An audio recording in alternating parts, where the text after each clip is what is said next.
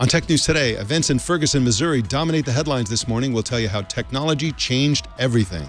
Plus, Sony Pictures is hit with a devastating hack. Sony itself plans to cut back on smartphones and TV. And why is Microsoft suing the IRS? It's all coming up next on Tech News Today. This is Twit. Bandwidth for Tech News Today is provided by CashFly at CACHEFLY.com.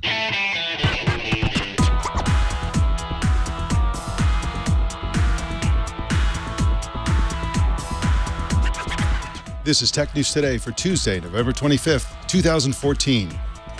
This episode is brought to you by Squarespace, the all-in-one platform that makes it fast and easy to create your own professional website or online portfolio. Now introducing Squarespace 7 with even better site management tools and other improvements. For a free 2-week trial and 10% off, go to squarespace.com and use the offer code TNT. And by SmartThings. SmartThings let you control and monitor your home from anywhere in the world using your smartphone. To get started, visit smartthings.com/twit and you'll save 10% off any home security or solution kit when you use the code TWIT10 at checkout. Tech News Today is the show where we talk about the tech news with the journalists who report it. Welcome to the show. I'm Mike Elgan. And good morning, Anthony Nielsen. How you doing, man? Morning, Mike. How are you doing? Are you psyched about Thanksgiving? Can you feel it? Can you feel the gravy? Yeah, I can't wait. I can't wait either, man. I'm already hungry. Come on. That's going to be awesome. And with us today is our good friend, Jason Hiner, the Tech Republic editor-in-chief for CBS Interactive. How you doing, Jason Hiner? Excellent. Glad to be here. I'm so glad you're here. We have an interesting day, an unusual day in the news today. But before we get into the regular news, wow, Apple hit $700 billion today in market capitalization. This, of course, is based on their ever-rising stock price. This is amazing. Do you think they're ever going to hit $1 trillion? Boy, you know, it seems like they're on the path, right? At 700 million. They got challenges ahead, certainly. And, you know, a lot of it's going to depend on, can they break into new markets, such as watches? I'm still skeptical about that, but we'll see. But, you know, their stock took a beating for a while. And now they're in the period where they've released some products that, while maybe not super innovative, have been innovative enough to keep a lot of their faithful buyers, you know, in the fold. So, you know, they still have lots of momentum, lots and lots of momentum. Yeah, I'm really curious about what's going to happen with the Apple Watch because it could be surprisingly big. It could be surprisingly profitable. They're talking about $5,000 price tags or $5,000 price tags for the Apple Watch Gold version. The sort of middle of the road version is going to be start at $500. And of course, the version that doesn't even have Sapphire is going to be $359. This is really expensive. These are, you know, on average, probably more expensive than an iPhone. And who knows how much it's going to cost them to manufacture. But I think that if Apple does really well, if they reach that $1 trillion mark, it's not going to be because of wearables. Even if they're successful, I don't think they're going to have the kind of volume. I mean, you know, the big money is in the iPhones because they sell so many of them, and they're never going to sell that many watches. But I think if it's anything, it's going to be Apple Pay and payment related, you know, skimming micropayments off of huge numbers of transactions. I think that is the secret sauce for Apple in the next 5 years. Yeah, that's a huge upside on that, right? With the iPhone, there's still the market isn't completely saturated on phones. They've still got some upside. They're sticking to the top part of the market where, you know, all the money is made, internationally too, and they have room to grow there. But yeah, I think they'll make money off Apple Pay. Apple Pay has been long overdue, and if they do it right, and you know they have made it easier. If there's a lot of adoption, then I think they will. I think you're right from a banking or from a financial standpoint for their financials of a public company. They'll do really well with that. You know, I think the wearable market. I'm just not sure that they've got the right play there. I don't think anybody has the right play yet, and I don't think that the Apple Watch is the right play necessarily either. I saw a projection. ZDNet reported this morning about the projections of 26 million, that they're going to sell 26 million iWatches next year. Sorry, Apple Watches. Still want to call it iWatch. Yeah. Next year. I would be shocked if they sell 26 million. They sold, I remember the first year that the iPad came out, the projections were that they would sell 5 to 10, and they sold 15, which was pretty huge. And the iPad at that time, as everybody remembers, was pretty big. I don't think Apple Watch is going to be nearly that big. I would be, if they sell over 15, if they sell more in the first year than they sold iPads in 2010, I'd be shocked. We'll have you back on sometime after the Apple Watch ships, and we'll see how you did on that prediction.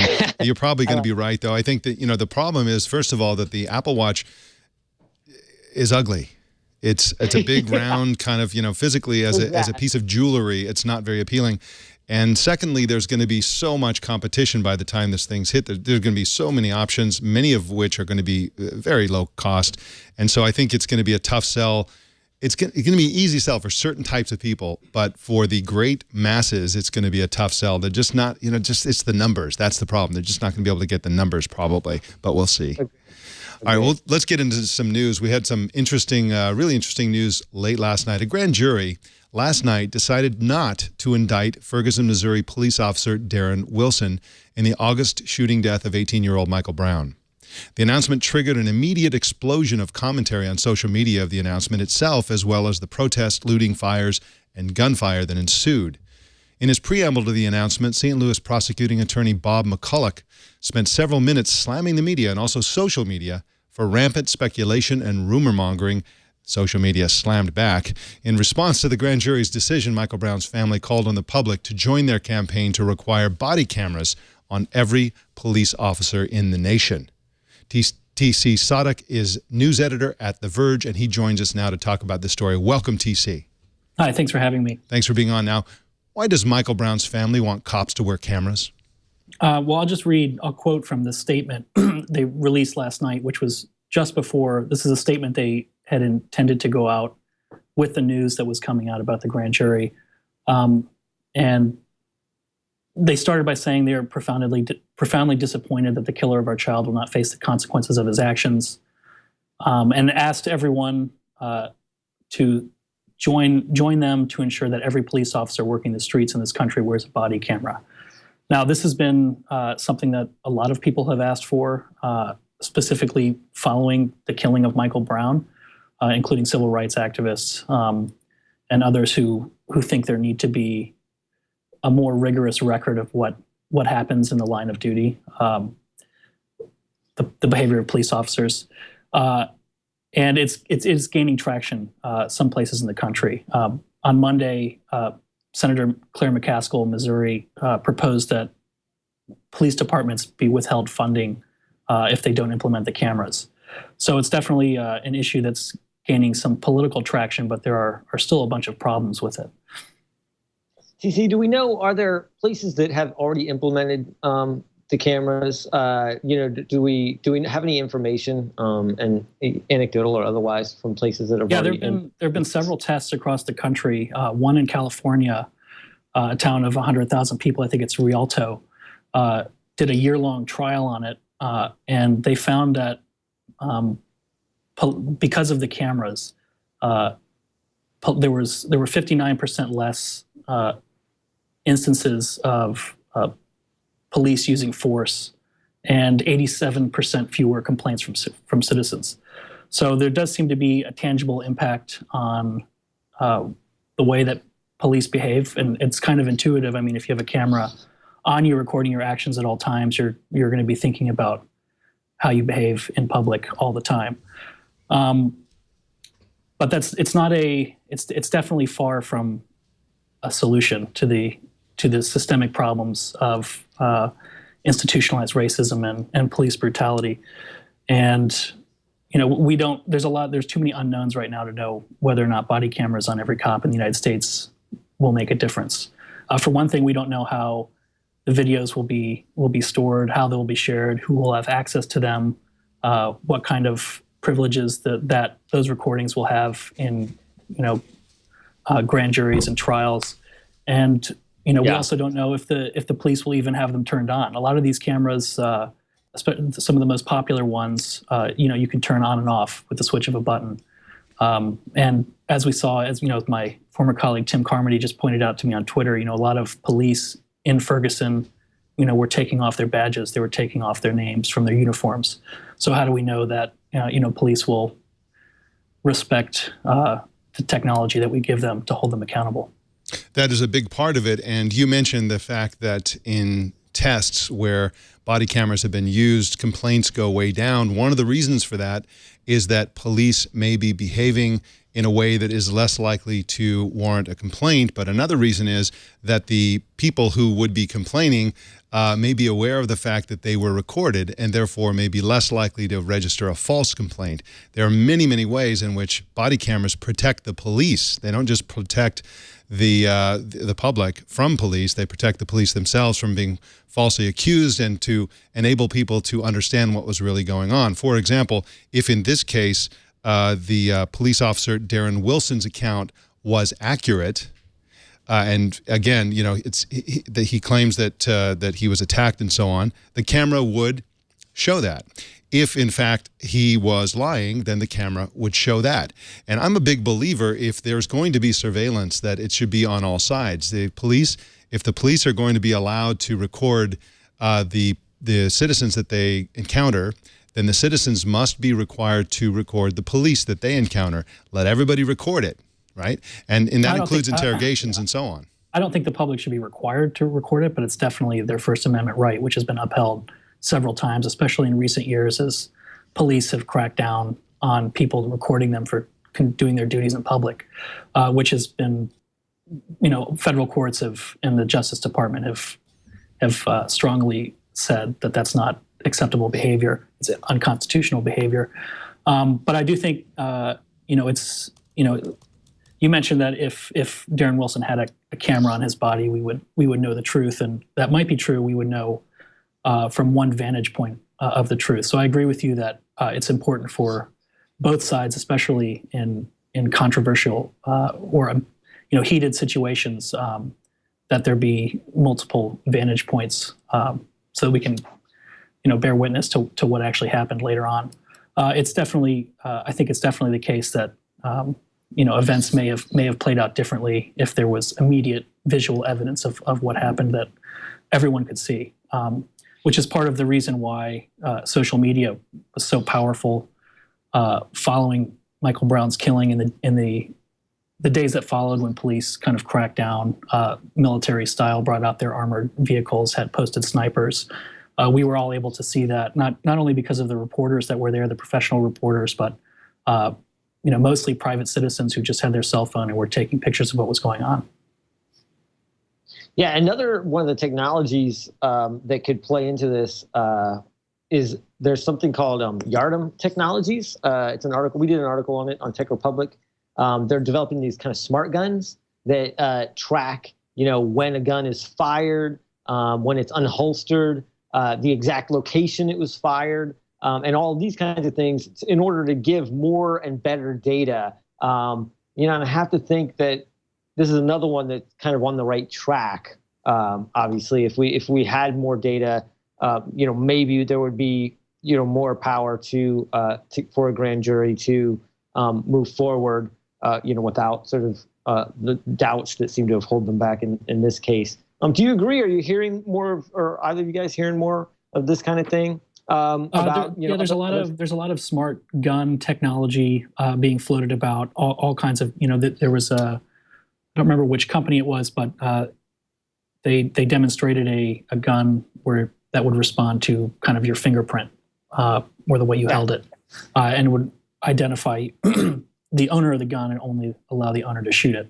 A small store in Maryland, gun store in Maryland near where I grew up, actually, Rockville, tried to sell this gun, and the owner of the shop received death threats and other kinds of intimidation from, you know, Second Amendment advocates Wow. who don't want that kind of technology being sold because they think it will eventually erode gun rights. For example, if the government said you can only now own guns that identify you, that would be seen as an encroachment on the Second Amendment.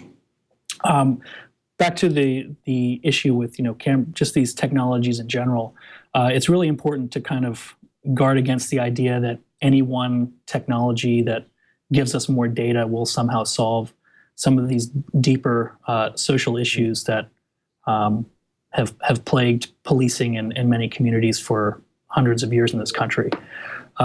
It's definitely, you know, body cameras, smart guns. These are all going to be technologies that are talked about a lot in coming years, especially because as we've seen, police departments have a lot of money to spend on toys. But we're going to have to, take a really hard look at how they're actually being implemented and what the real consequences are. If we could put a camera on every cop in the country, but if it's not actually reducing police brutality, or if there are loopholes that allow police to get around having to record all the time, or if that evidence is even found inadmissible, they're not going to be very useful. So there are a lot of concerns and hard work to do in terms of policy before these technologies will really benefit us. You're absolutely correct. And just to summarize the essential conflict with police body cameras, on the one hand, you have to figure out when they're actually turned on. Does the police officer have control over that, or doesn't he? If he does, then, we've all seen the cliches in the movies where, in the interrogation room, right before the person's going to do something unconstitutionally, unplugs the video camera, does what he's going to do, Right. and he plugs it back in. There's no evidence. And so he's actually using, in that case, the existence of technology, which later on in the courts, the courtroom may assume that everything that happened was recorded, when in fact that's not the case. But he's using technology to give himself an unfair advantage. And then the other case that was brought to our attention by an audience member, a TNT fan who's also a police officer, that, police officers, he makes the point that police officers have a lot of private moments. He says while he's working, he calls his wife, he goes to the bathroom, he has personal conversations with people who are not suspects, goes and buys some food, whatever. And there are many, many moments when it would just be completely inappropriate for that to be recorded. And so there has to be some means by which that's either a combination of technology or policy or whatever, where the camera can be deployed in the right circumstances, but can be turned off in circumstances where it's not needed or whatever. So that's the tough conundrum there. But I want to move beyond body cameras, because there's so many technology aspects to this story. First and foremost of which is that everybody was watching this. It seems like all of Twitter last night was watching this announcement. It exploded in real time at the comments of the St. Louis prosecuting attorney Bob McCulloch, who started out just ripping into the media and ripping into the social media. And before he even got to the point where he announced that they weren't going to move forward with the indictment, he'd received tens of thousands of very harsh criticisms about blaming media and the social media. And so that was interesting to see. Another aspect of this was essentially what happened on social media. Every single thing that happened, every dramatic picture that was taken, every live stream that was put on the internet was shared and made available to everybody. People were sharing feeds from the mainstream media. Vice had a stream that was not mainstream, just live streaming through YouTube. And so there was lots of eyes on this event, and everybody was seeing pretty much everything that was happening if they really cared about it. There was also, I think this is probably the biggest first example of the use of Reddit's live feature, which they created in the wake of the Boston bombings, where Redditors identify the wrong person as a probable suspect. And so this live feature was just fantastic last night, just giving fact after fact after fact as they unfolded. And so there was this sort of event has happened before. There have been riots, there have been race-related things, Rodney King, and so on. But this is completely different, isn't it? This is the social media created an entirely different perspective on this entire thing, didn't it? I think it's different in the sense that more people are talking about it in an immediate way, and we're able to see everyone's conversations all at once. For example, on Twitter, where but like during the Rodney King incident, it's not like we're not talking about this around the country. I think now we just have mediums that allow us to see the sheer volume of what everyone is saying all at once. And there are definitely circumstances, if not in this case, in other cases, during in the wake of the Boston bombing, Reddit thought that they had caught the guy, and it turns out they caught the wrong person a couple of times. So sure, there are dangers like that with mobs, and the internet is essentially one giant mob. But the prosecutor's comments were kind of irrelevant to what was going on, and his indictment of social media is kind of ludicrous. I mean, nobody took it seriously, I think, for good reason. If it weren't for social media, I feel like we wouldn't have had a lot of, and the people on the ground, even independent publishing, we could say beyond just social media, if we include sort of bloggers and independent journalists and independent photographers, I don't think we would have gotten a fully accurate picture of what was happening in Ferguson, as much as sort of mainstream media got into their sensationalized versions of it in many cases.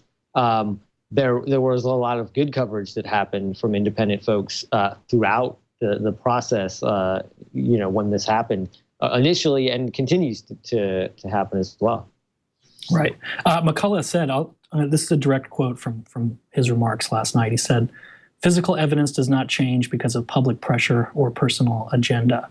And he's looking at it purely from the standpoint of people evaluating the evidence that they had, which is natural for people to do. From witnesses and other information, most of which was actually leaked in a controlled manner by police departments in St. Louis. So it's his remarks, the tone of his remarks and the actual content are kind of a gross conflation of what was happening on social media. First of all, because the conversation was not exclusively about the evidence surrounding Michael Brown's death. It was much broader. It's about racialized policing in the United States broadly, the U.S. justice system at large. There are all kinds of different things being talked about on social media that did not have to do with the actual physical evidence of the case, which actually now turns out is dubious. Ezra Klein, my colleague at Vox, had a great piece today about Darren Wilson's account of events, and they seem incredible, literally incredible in the sense that it's difficult to be believed. So given that the official testimony is shaky, I'm not really sure what the prosecutor's beef with social media is. Well, my fear is that essentially what he was implying was that one reason why there wouldn't be an indictment is that a fair trial would not be possible because of all the rumor mongering and so on social media. Which, if that's in fact true, he didn't say that, but that's my. I mean, why else? I mean, all that was at stake here was, will there be a trial? And it seems unlikely that the evidence was so clear in this case that no trial would be necessary. That seems so unlikely. And that's why everybody's mad. There are very few cases in which members of the public, private citizens, are not indicted when they're accused of crimes or suspected of crimes. On the other hand, police are generally very safe from certain types of indictments. 538 did a great analysis yesterday of that. People are mad that they're not even going to get a chance for a trial to look at the evidence, which I think any reasonable person looking through the documents last night, looking at the photos of Darren Wilson, looking at the testimony he gave where he described Michael Brown as a demon, it's very difficult to kind of stomach the idea that at least this won't go to trial. Yeah. Well, TC Sottek is at theverge.com. You can follow him on Twitter at ChillMaj. That's Chill, C-H-I, is ChillMaj, is that how you say it? Mage. ChillMage, ChillMage. Great story. Thank you for joining us today, and would like to have you on again soon sometime. Thanks a lot. Cheers. Thanks, TC. Right. Well, coming up, we have some unhappy Sony news, a lot of bummer news today. But first, I want to tell you about Squarespace. Squarespace 7 just came out.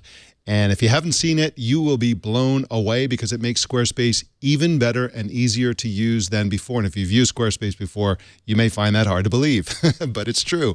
Editing is easier. You can live edit on a single screen. No more switching back and forth between an editing mode and a preview mode. But you can preview your designs in device mode so you can see on your PC what your site will look like on phones and tablets for your many mobile visitors. And now you can get instant access to Getty stock photos. Getty, I tell you, Getty is an excellent stock photo service, and you can buy them directly for just $10 each. And if you're a Google Apps user, you can have branded email for your business automatically. Very cool. The new developer platform is out of beta, so if you're a developer, you can get access to the same platform that Squarespace uses for its own site for complete control over your code. And of course, e-commerce is available for all subscription plan levels. It's inexpensive, too. It starts at just $8 a month, and that includes a free domain name if you sign up for a year. Squarespace's Portfolio, Note, Metric, and Blog mobile apps are really on-the-go extensions of your website so you can monitor and make changes from anywhere, and the Note and Blog apps are now on Android as well. Start a free 2-week trial with no credit card required and start building your website. When you decide to sign up for Squarespace, make sure you use the offer code TNT, and that will get you 10% off and show your support for Tech News Today. And if you're already a Squarespace user, just go to the Settings tab to activate all the shiny new Squarespace 7 features. And we thank Squarespace for their support. Remember that a better web awaits, and it starts with your new Squarespace website. Well, Sony Pictures got hacked yesterday. Employees logging onto their computers were confronted with a picture of a CGI skeleton, a list of URLs, and a message from #GOP, whoever that is. The hack paralyzed the company for the entire day yesterday, and the paralysis reportedly continues today. The list of URLs appears to point to the locations of documents related to employee records that the hacker or group of hackers is threatening to release in a blackmail attempt. Dozens of Sony Twitter accounts were also taken over and used to send messages from #GOP. Jason Hiner, this is a weird hack, and it seems especially effective. Apparently what looks to have happened is that these people breached Sony Pictures, and they got access to all kinds of stuff, including all their Twitter passwords. Yeah, right. Scary stuff. It's sort of this almost looks more like something you'd see in a movie than in real life, the way hacking usually happens. And that probably lends to the fact that it was maybe somebody who was trying to show off and more than do danger. You know, something like the hacks of TJX and something like that, where somebody snuck in and was sort of filtering money, millions of dollars in small transactions for a long time without being noticed. You know, those are sort of the scary ones because they a lot of times do damage and they don't want to be seen. You know, this one obviously wanted to be seen and wanted to kind of show off about it. So obviously it's a bad hack, and it's one of these things that that looks almost more Hollywood than something real or something, sort of scary that you find out about years later. Yeah, it sure does. And it's also interesting to see what is almost certainly going to be a trend, which is where the name of the hacker or collective of hackers is essentially a hashtag. And so it's just, it's like a promotional thing. So, you just go to Twitter and do #GOP, although that'll probably get you a lot of Republican tweets. Yeah, true. His Guardians of Peace, I guess, is what it refers to, as opposed to Grand Old Party. They may not have heard that the Republican Party is called the GOP. But, very weird name for a hacker group. But we'll see where this goes. Latest reports I heard an hour or two before the show is that Sony Pictures was still out of commission. People can't use their computers yet. So we'll keep an eye on that. They were really good. Yeah, the hackers obviously were very good. It's not that that's not to say that they aren't, and that they may not be capable of something more nefarious or that kind of thing. Certainly, I'm sure they are. But it is interesting that they did this very publicly and certainly wanted some public recognition for their skills in this case. Yeah, which is often the case for hackers. Yeah. Well, in other bummer news for Sony, Sony plans to cut products from its smartphone and TV lines to cut costs. The company wants to focus on two areas of market success: its PlayStation 4 and its image sensor businesses. Jason Hiner, this kind of cutting of products and sort of streamlining of what they do is probably a great idea, and it's probably something that lots of companies should do, including Sony, LG, and others. There are just so many products that it's a big waste of money, and it's a waste of focus and resources and so on. And this sounds like a rational thing for them to do. Yeah, they have a great brand. I mean, they still have a brand, as much as they've sort of faltered in recent years and have not been as product focused as they need to be. They still have a strong brand. And when you have a strong brand and a very premium kind of brand like they have, it makes sense to cut your product line and to focus on, the premium bits that you do. They're not going to compete with Samsung. Samsung is all about SKUs. In other words, as many products as possible. They throw a lot of things at the wall. They try to hit every market, try to win every market. And, and it's a viable strategy for them because they are, that they have so much manufacturing punch that they can put behind things that they can experiment a lot. It gives them more freedom. A brand like Sony, which still is a great brand and a premium brand, they got to focus, and they haven't done a very good job of it. But they certainly have the game's not over for them. They still have a brand that I think has a lot of life left in it. It's certainly true. And not only do they have a great brand, they also have some great technology. In fact, the image sensors, the part of the business they really want to focus on, are the ones that are used by Apple. Apple's considered to have, in the iPhone 6 and 6 Plus, one of the best cameras in the smartphone industry, and that is a Sony image sensor in there, making it so great. And of course, Chinese phone makers are increasingly starting to use Sony's image sensors to improve their cameras, and so that's a great business because, of course, they can that's an expensive component that they can actually make a lot of money for, and they're very, very good at that.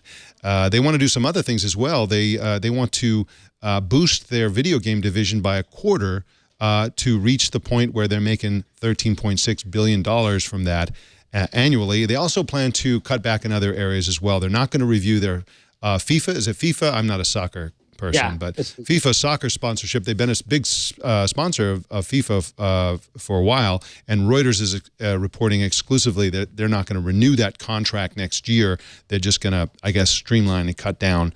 And all of this sounds like very rational stuff, but the missing element here is they have to stop loading down all their consumer electronics with bloatware, which nobody wants, or at the very least offer vanilla versions of their things. If for example, if Sony had one smartphone and it was waterproof and it was fast and it had a brilliant camera and a wonderful screen and it was light and thin, it was fantastic in every way, and they had a Google Experience version, they would be a killer smartphone company. Yeah, I agree. Still a great brand. I mean, and there's still room in the Android space for a brand to to make progress, to win. I mean, Samsung has showed that they're struggling a bit in that front on a product standpoint and a brand standpoint. And none of the other brands in the Android ecosystem are necessarily household names or ones that are garnering lots of support for that reason. So at the moment it's still mostly a race to the bottom of who has the best price and maybe a few features. So a brand like there's plenty of room for a premium brand in the Android ecosystem, and Sony could play there very well, but they definitely would have to do things differently, like you're saying, more of a maybe the vanilla branded, or the partnering with Google and getting in a Nexus device, or a Nexus-like device, kind of the way Motorola has done, where it's a lot of pure Google in there, and then they get Google on board to help support the device as well. I think it's a great idea. Yeah, I do too. And, just to beat this dead horse a little bit more, the Android world needs an Apple, as weird as that sounds. They need a consistently premium brand with no confusion about what the high-end luxury phone is. And Sony is in a unique position to be that company if they'd only pull it together and make it happen and stop blowing it with these little errors that they make in the smartphone business. And, if they can, just try not to be so expensive. Although if you're going to be Apple, being expensive, I guess, is part of that as well. Well, go ahead, Jason. So I was just going to say, they haven't shown themselves capable lately of that kind of product innovation.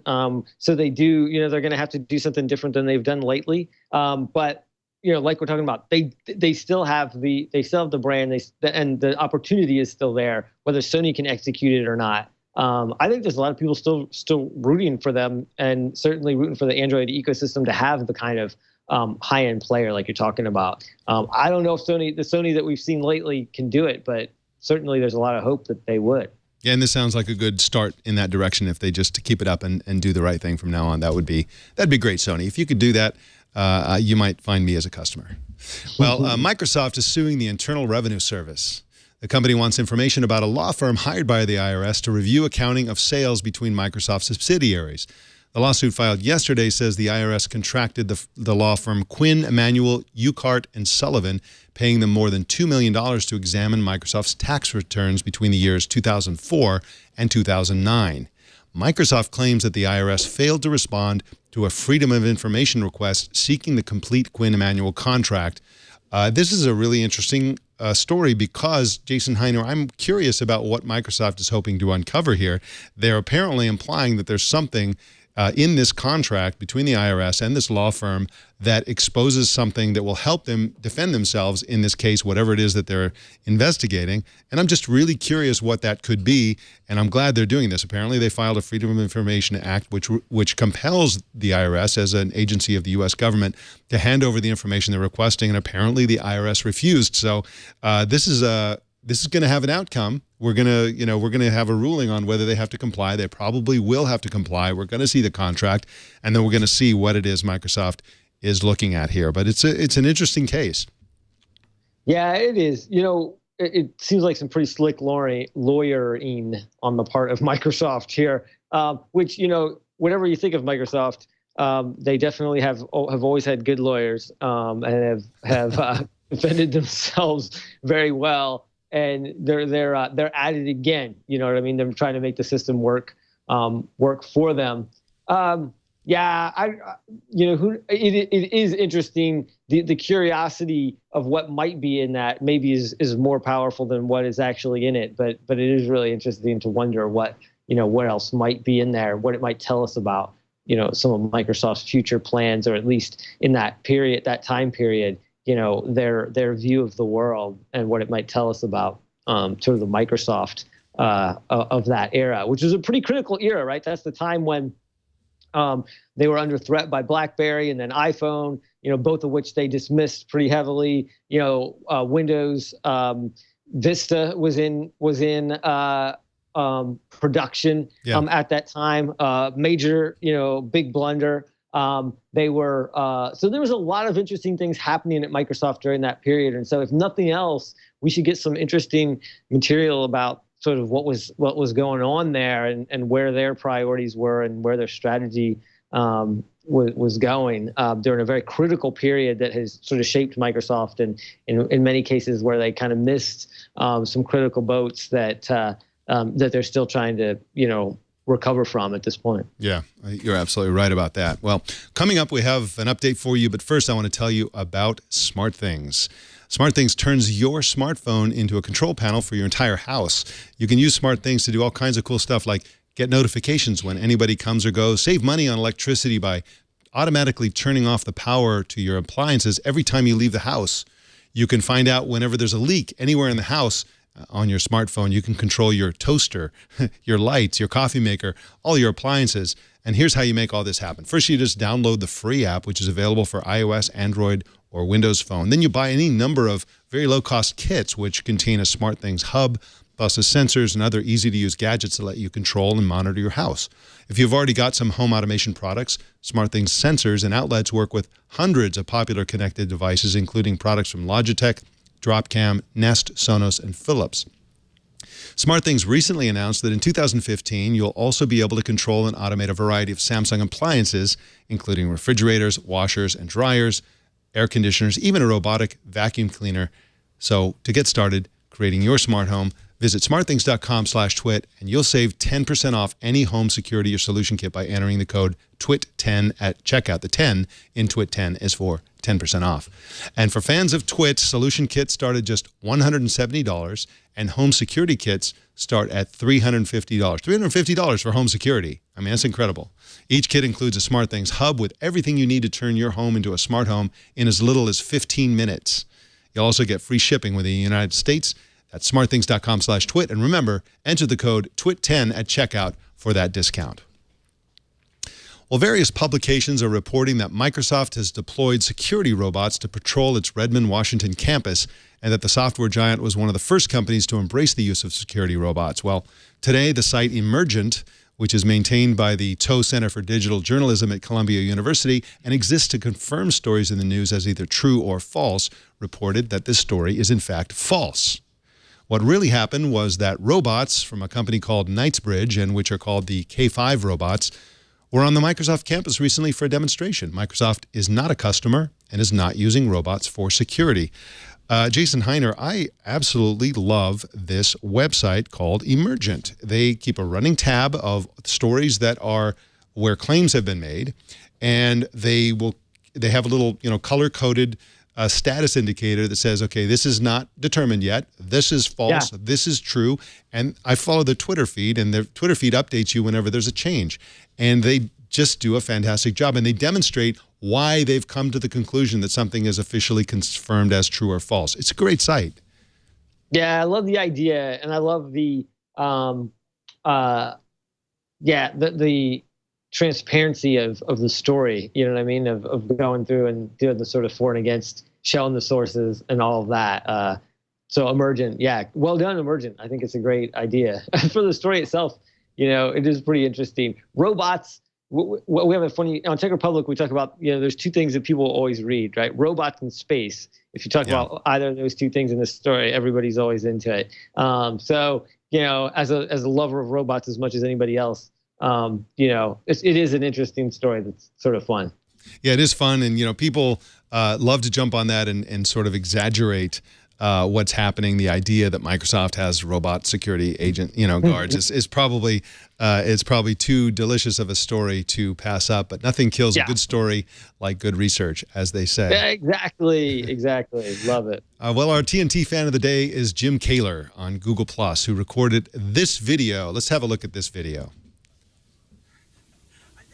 Hi, Mike. I wanted to show you where I watch TNT. Tech News Today. I live in the Denver foothills, and I hike a lot, and every day I listen to your podcast. I sometimes come up to this very high spot in the Denver foothills. It's private property, which I have permission to go on, and my name's Jim Kaler. I enjoy your show. And like I always say, nothing enhances the natural beauty of a spectacular site like that, like Tech News Today. I say it all the time. That's great. That's pretty great stuff. So yeah, hey, fantastic. Jim, nice video. Yeah, I love that stuff. Well, how do you watch or listen to TNT? Just record a video or take a picture of yourself or your setup and post it on Google+, Twitter, or Facebook, and use the hashtag #HowIWatchTNT, and we will find it. That is a Tech News Today. Jason Hiner, what are you guys working on these days at Tech Republic? Yeah, so thank you for having me on. Always glad to be here. Tech Republic, you know, one of the stuff that we do every day is we do Tech Republic is an online magazine aimed at technology professionals, the people in business working in technology. We have lots of tips and tutorials and best practices. We also do long form journalism, what we call cover stories, in-depth stories on sort of the most important topics in technology. And so definitely go to techrepublic.com and check it out. And yeah, you'll find lots of great stuff all the time. I also have a project that I'd be happy to talk about it for a second. Sure. That I announced earlier this month. I'm working on co-authoring a book called Follow the Geeks. It's about 10 digital entrepreneurs who've sort of looking at new ways of doing work. You know, the future of work is a lot more entrepreneurial. And so we're profiling 10 people. I'm co-authoring it with Lindsay Gilpin. So we're going to be serial publishing it and crowdfunding it. And the crowdfunding campaign launches on December the 1st. December the 1st. Well, that's fantastic. We got to have you back on so you can you can promote the crowdfunding campaign. I'm looking forward to reading it. Do you have an estimate approximately when that would be published? When it would go, so the first chapter will be released at the beginning of next year. And then you can write a book about the future of authoring a book, which involves doing it chapter by chapter. Yeah, you guys were ahead of the long form sort of trend. It's a big fad now, but you guys have been doing it for a while. And that book sounds like it's really interesting. I can't wait to read it, and I can't wait to see your crowdfunding site. So congratulations already preemptively on what sounds like a really worthy project. Appreciate it. It's followthegeeksbook.com, I should say, and at followthegeeks on Twitter. Wonderful. All right. Well, thank you so much, Jason Hiner, for joining us today on Tech News Today. Thanks, Mike. All right. Well, you can subscribe to Tech News Today on Stitcher, iTunes, YouTube, Feedly, Yahoo, RSS, or other ways. You just go to twit.tv/TNT. You can also follow us on Twitter at Tech News Today TV. Send us email to tnt@twit.tv or call us at 260-TNT-SHOW. Don't miss our evening newscast, Tech News Tonight, at 4 p.m. Pacific tonight and every weeknight right here on the Twit Network. My name's Mike Elgan. Thanks for tuning in. We'll see you tomorrow.